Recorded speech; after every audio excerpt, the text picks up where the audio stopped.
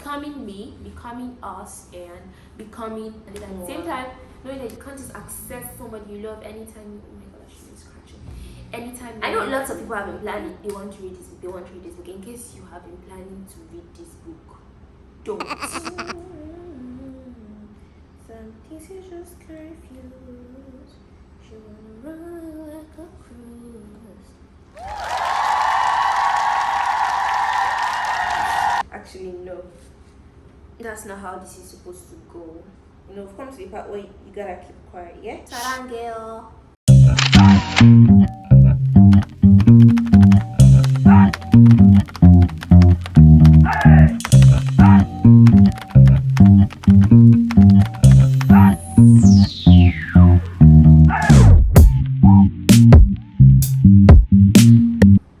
Hi, cute. That's too much. That's overdoing it.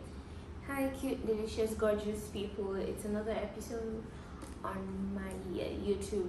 Today is going to be Bookflix and Chilling. This is the second Bookflix and Chilling video and the third YouTube video I'm going to be recording. And I want this one to be really, really professional and strict because this is a book review. We're not here to play. How you all doing? Are you fine? Are you doing okay? Well, I'm doing okay, as you can see. I know I have been MIA for the longest now. I was trapped somewhere in my head. You know that vibe, but I'm out now. Yay, Alhamdulillah Rabbil Alameen. And you know, consistency has never really been my strong point, but I'm working on that, mashallah. And I never intended to drop this particular video. I thought it was boring and nobody would be interested, not to mention there's a bit of snoring in the background. But nah, this right here is great content. Thank you always for being here with me. Appreciate it, mashallah. Enjoy this. God. Okay, so hi. Today we're going to be talking about Michelle Obama's Becoming, you know, First Lady's memoir. I know lots of people have been planning. They want to read this book. They want to read this book. In case you have been planning to read this book, don't stop planning because this book is good. You know, naturally, considering the title, everybody wants to read it. Like, what does the first lady? Maybe they feel they'll get first-hand experience of what she went through when she was in the White House for 8 years. So many people are interested. I saw this book on my story when I posted. Not everybody, because you know, not everyone responds to stories. But like some people told me they wanted to read it. The book has been out since 2018 and I just read it this year. I'm not proud, but at least I got around to reading it. So today we'll talk about the book Michelle Obama's Becoming. I'm not going to delve into it because like you still have to read the book, but I'm just going to tell you the basic things you should know about. When people hear Becoming by Michelle Obama, they first of all think like, okay, if I read this book, would it help me become Michelle Obama? A number of people asked me when I took this book to class, like, why are you reading this book? Do you want to become Michelle Obama? No, not like I don't mind becoming Michelle Obama, but I'm not reading the book because I want to become Michelle Obama. Because the book does not teach you how to become Michelle Obama. It tells you how Michelle Obama became Michelle Obama.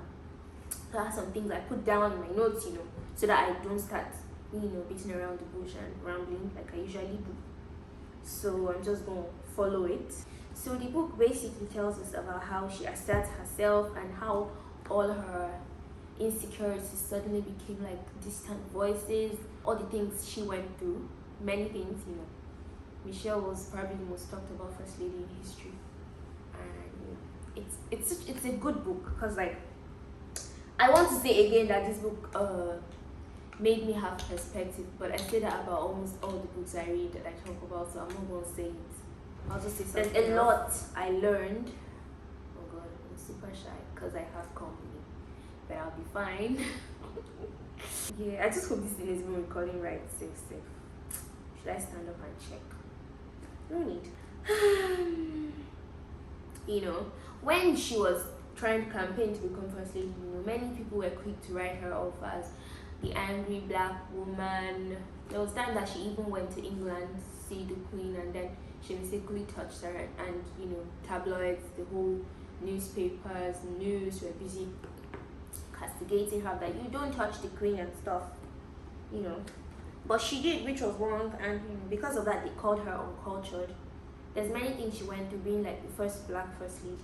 I mean, you know, it's a lot. You know, the popular black maxim, you got to try twice as good to get half as far. That's basically what Michelle Obama tried to tell us from beginning to end of the book. How she made it to the Ivy League, how she was told that she did not have what it takes to get to Princeton, but she did go to Princeton because she's Michelle Obama, and she was working at one of the top law firms in Chicago. Then, yeah, she's from the south side of the world. I don't even have to say this. Everybody that knows her knows she's from south side Chicago, and you know, I almost pronounced Chicago as Chicago. Yeah, that. So we could read it back. What she wrote from the preface. You know, this is her memoir. She wrote it herself.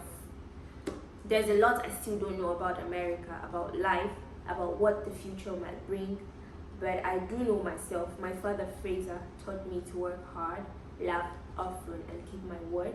My mother Marianne showed me how to think for myself and how to use my voice. Together in our cramped apartment on the south side of Chicago, they helped me see value in our story, in my story, in the larger story of our country. Even when it's not pretty or perfect, even when it's more real than you want it to be, your story is what you have, what you will always have. It's something to own. Well, good for her, she can own her story. One thing I noticed about reading this from beginning to the end, Michelle Obama did not tell us about her mistakes, her flaws, like what makes her human. I'm sorry, okay, there are many things she did wrong. People basically, this book just basically justified everything she probably did wrong during her husband's tenure, you know. Like, this is how she felt when she did this was how she felt when she did this, not going to college, all those things, the mistakes you made, how you rose above them, how you overcame. The book didn't talk about them, it just talked about her rise to success, about how she struggled to, you know, be her own woman. Because, like, you know, marrying the president of the United States, I'm sure it wasn't a small thing. It's life-changing. You have to go around with security details, no privacy, no career for your own self. Because, like, the first lady is not an official position. You don't even get a salary. But, like, it is still an official position. You can't do too much, or they say that you're trying to immerse yourself too deep into the office, and you can't do too less, because then they say that you're just a dormant first lady. She's black again, so she was trying her possible best to balance all these things and all those small and loud voices trying to, you know, ruin her process. Yeah. So she told us how she asked herself, who are you, Michelle? What do you care about? Like, because she used to work at a law firm, and she suddenly realized that, okay, she was making good money, but she wasn't happy. She wanted to impact people directly. So she asked herself, who are you and what do you care? I remember a part where she had asked her mom that she wanted to leave her job because she wasn't happy. She didn't feel Michelle did not have the luxury of, was like settling into her new role before she started getting judged. People judged her by the clothes she wore, her hairstyle, the things she said. You know, it was hard. And because she stood at the foot of the mountain knowing that she was gonna have to climb her way into fame, or she's gonna have to climb her way into hearts of Americans, because she's black, because she's a woman, you know, and then plenty of people have sought to write her off as angry, as unbecoming.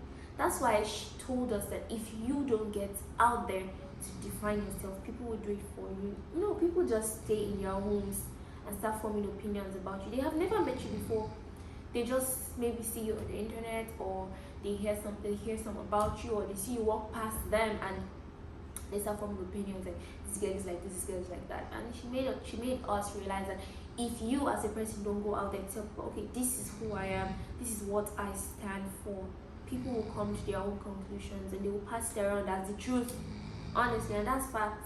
Personally, her priority was looking out for her daughters, Sasha and Malia. God, I see these girls sometimes on the internet, they're so beautiful. And you know, when she got in first, you know, her kids were still very little. When she had her kids were very little, and you know, first thing was let me watch out for them. And then she realized that the variables had become exponentially more complex because like there was a lot of people involved. Normal parents, when they have to make decisions concerning their kids' education, they can just like sit down, the daddy and the mommy, this is where I want our daughters to go. But for them, it's different. They had to talk to social security service, talk to this, talk to that, all those things. It was just a lot. I mean, being first lady is no joke. Then her husband was hard at work. The economy was failing. More than 10 million Americans were jobless, and you know, being president, you private to nation's national secret, and the pressure was crazy. All the classified threats, quiet alliances that they make with other countries, with other groups. Apparently, those things don't just happen in movies or in real life, and it was quite overwhelming for Michelle and her family. And then witnessing the security detail on her husband, realizing that she was now married to one of the most powerful people and one of the most heavily guarded humans on earth, and it was simultaneously relieving and distressing at the same time, knowing that somebody you love is well protected and well guarded, and then at the same time knowing that you can't just access somebody you love anytime you, oh my gosh, she's scratching, anytime you want. I mean, it can be crazy. Imagine I can't just walk into my husband's office and talk to him because you feel, oh yeah, there may be this, there may be that. They had like 132 rooms, 35 bathrooms, some 38 fireplaces, 28 fireplaces, and it was frankly hard for her to imagine life happening there. But then a few years later, 2 years or so, she moved into the White House as the first lady. She talked about how the ground around them never seemed to stop. People began paying attention to her clothes. It felt like her clothes mattered more to people than whatever she has to say or offer. People only cared about her clothes. What's she wearing? What shoes is she wearing? What brand is she wearing? Is she wearing too expensive clothes? Are her clothes too cheap? You know, you're wearing too expensive clothes while terrorists are doing this and that. You know, there was a lot to consider. People thought she was an average black girl that just voted through Ivy Leagues, landed executive jobs, and then found herself in the White House. But she's a lot more than that. She's a mother. She's, before anything else, she's human too. How she was body shamed, how she rose above that, how everything. Like I said, she didn't talk about her mistakes, but she talked about pretty much everything else, and it was a good read, an absolutely marvelous, beautiful read that I do not regret for 1 second. I am happy I read this. So, one thing I've learned is from all of this, I think one thing I can pick out and know that, wow, this really hit me is when I read that shake off the cobwebs, shake off yesterday's mistakes, because it's a new day. It's a new day. Okay, day is English. Day is British English. Day. It's a new day. Yes. So this book is what you want to read. Because I know lots of people have hit me up. They want to read it. They want to read it because I put it on my story a few months ago. It's an old book, 2018, but I'm just reading it now in 2021. So the book is divided into 3 parts. The becoming, became, and oh my god, sorry. Becoming me, becoming us, and becoming more. Becoming me, of course, is about herself, how she moved from secondary school, how she had this messed up teacher in primary school, and how her mother saved her from the teacher and put her somewhere better, because she would have been there just, you know, not learning anything. And how she grew up, how racism is a huge part of this book. The first, second, and third parts, racism is very clear and very much highlighted. You know, she's first black first lady. Definitely racism is an issue. Racism was up in the mountain she had to climb throughout her entire career period, her entire first lady chic period. So the second part, becoming us, was how she met Barack, you know, this sexy, beautiful, fine-looking young man that swaggered into her office because he was supposed to be her mentee. Yes, because she went to law school before him, though he is older than her. She went to law school before him, so she was his mentor at their law firm. Then Chicago, and he had walked into the office. He came late, and he charmed her because Obama is naturally charming, and she fell in love.